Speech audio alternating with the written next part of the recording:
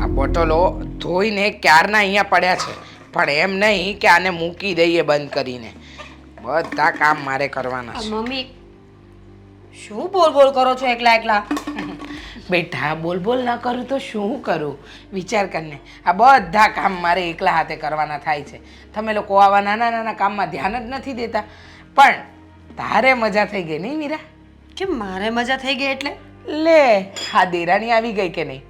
દેરાણી આવી ગઈ એટલે તારે તો કામકાજમાં શાંતિ થઈ ગઈ ને? હા, બહુ વધારે પડતી શાંતિ થઈ ગઈ છે આ ઘરમાં. મારે એક માણસનું કામ વધી ગયું. તમને ખબર નથી મમ્મી, એ છે ને એક નંબરની અભાગણી વ્યક્તિ છે. એનું નામ ના લો. આ શું બોલે છે તું?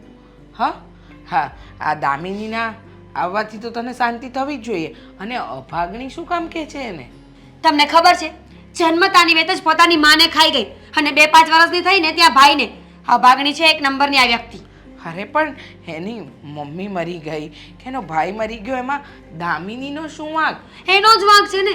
એના મમ્મી ડિલિવરી વખતે મરી ગયા હતા. તો તમે વિચાર કરો કોનો વાંક છે? એ છે ને એક નંબરની અપશુકન્યાળ વ્યક્તિ છે. મને છે ને આવા વ્યક્તિઓથી સખત નફરત છે મમ્મી. અને મને તો ડર લાગે છે કે હવે આપણા ઘરમાં આવીને તો અહીંયા પણ કાંઈ આવું ના થાય. અરે એવું કંઈ નહીં થાય. હા, આવું નહીં વિચાર. હવે એના માટે આ ઘર નવું છે ને મેં જોયું છે ત્યાં સુધી એ કામકાજ તો કરે જ છે. હા, તું શું કામ આવી રીતે એને બદનામ કરવાની વાત કરે છે? બદનામ કરવાની ક્યાં વાત છે મમ્મી? અરે મેં ક્યાં છાપામાં આપ્યું છે, ક્યાં ન્યૂઝમાં અપાવ્યું છે કે દામિની અપશુકન્યાળ છે? હું તમને કહું છું ને મમ્મી, કારણ કે આપણા ઘરની વાત છે. તમને નહીં કહું તો કોને કહીશ?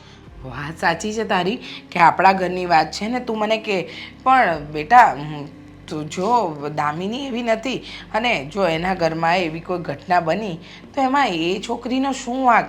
જો મરવાનું હોત તો એ પણ મરી ગઈ હોત. પણ હા, હવે જેના નસીબમાં જેટલું આયુષ્ય લખ્યું હોય ને એટલું જ એ જીવે. એના માટે કોઈ બીજાને દોષ ન દેવાય. તમને હું એક વાતનું એક્ઝામ્પલ આપું. જ્યારે દામિનીના લગ્ન થઈને આ ઘરમાં આવી 3 જ દિવસ પછી તમારું એક્સિડન્ટ થયું હતું. યાદ છે તમને? કે તમારા પગમાં તમને બહુ ઈજા થઈ હતી, તમારા માથામાં લાગ્યું હતું અને તમે માંડ માંડ કરીને બચ્યા હતા. ભૂલી ગયા? હા, યાદ તો છે. જ્યારે આપણે લોકો દેશમાં જતા હતા એ લોકોને પગે લગાડવા માટે, ત્યારે આપણી ગાડીમાં અચાનક જ પંચર પડી ગયું હતું. એક્સિડન્ટ થતા થતા રહી ગયું અને આખો પરિવાર બચી ગયો હતો. યાદ છે કે ભૂલી ગયા? હા, યાદ છે ને. તો પછી તમે જ વિચાર કરો ને મમ્મી કે આદિત્ય આટલા વર્ષોથી ડ્રાઇવિંગ કરે છે, તમે પણ આટલા વર્ષોથી સ્કૂટી ચલાવો છો, પણ ક્યારે આવા કાંઈ બનાવ આપણા ઘરમાં બન્યા છે ખરા? ના. તો પછી તો હવે તમારે વિચારવું જોઈએ ને મમ્મી કે જે વસ્તુ આટલા વર્ષોમાં ક્યારેય નથી બની એ એક જ વખતમાં, એક જ મહિનામાં 2 વખત આપણા ઘરમાં કેવી રીતે બની શકે? એ પણ દામિનીના આવ્યા પછી જ.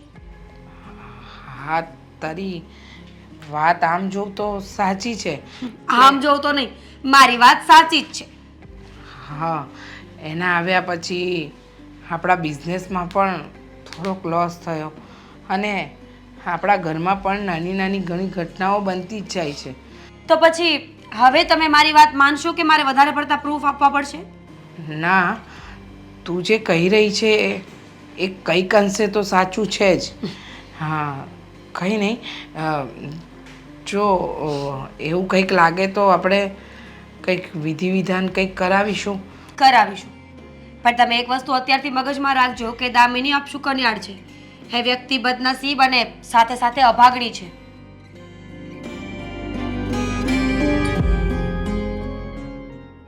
વાત તો મીરા વહુની સાચી જ છે. આ દામિની વહુ એના ઘર માટે જેમ અપશુકન્યાળ સાબિત થઈ એમ કંઈક આ મારા ઘર માટે તો એવી સાબિત નહીં થાય ને.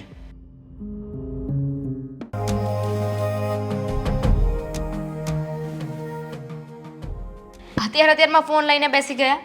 હા, એ જરા કામ હતું અને 1-2 મેસેજ કરવાના હતા. સારું સારું. મમ્મી, તમારા માટે મસ્ત મસાલેદાર અને આદુ નાખેલી ચા બનાવી છે. આ ચા કોને બનાવી? હું જ બનાવું છું ને તમારા માટે ચા. તો મેં જ બનાવી હોય ને? હા, પણ આજ પછી તારે છે ને મારી ચા, નાસ્તો, જમવાનું કંઈ જ નહીં બનાવવાનું. લે બોલો, શું કામ ને? તમે ડાયટ કરવાના છો? હું મજાકના મૂડમાં નથી તો આવી રીતે વાત કરે છે.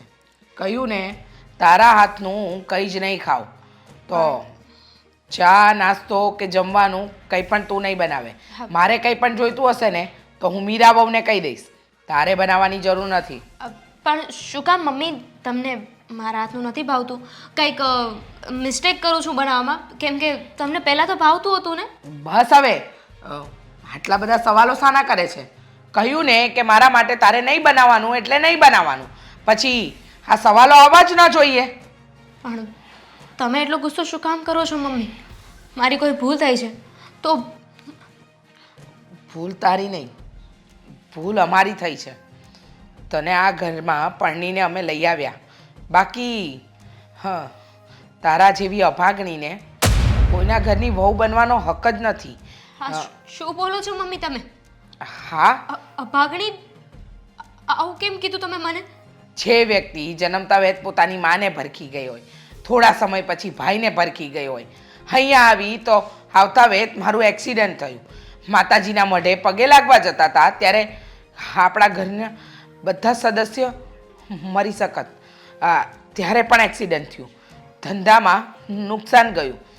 આ બધું તારા આવ્યા પછી થયું છે. એટલે હું તારા હાથનું કંઈ પણ ખાવા પીવા નથી માંગતી. અને ખાવા પીવાથી શું થવાનું છે મમ્મી? અને આ બધી વસ્તુ માટે તમે મને બ્લેમ કરી રહ્યા છો. મારો દોષ ગણો છો કે આ બધું મારા કારણે થઈ રહ્યું છે? હા, તારા કારણે જ થઈ રહ્યું છે. કારણ કે મીરા બહુ પરણીને આવીને ત્યારે તો ઘરમાં બધું જ સરસ ચાલતું હતું.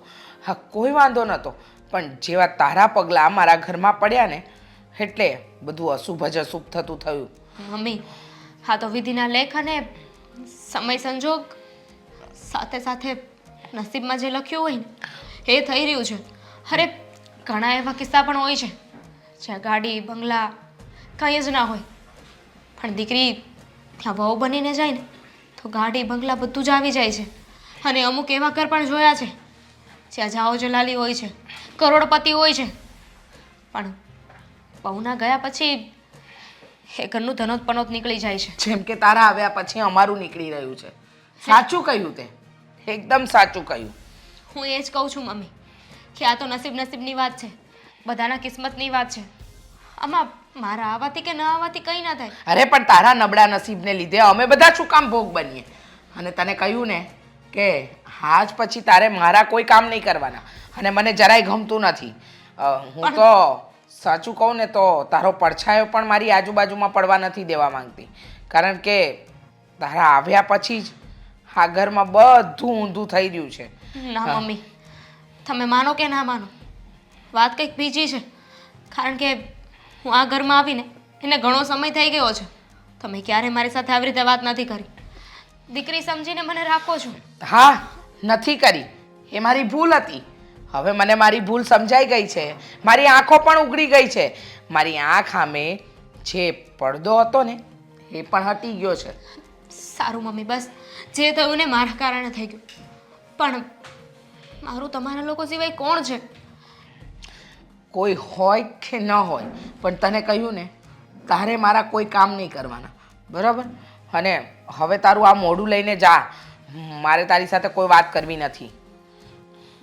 મમ્મી મમ્મી મમ્મી નહીં કર ને, જા ને. મારો દિવસ શું કામ બગાડે છે? લોકોની જિંદગી તો બગાડી નાખી છે.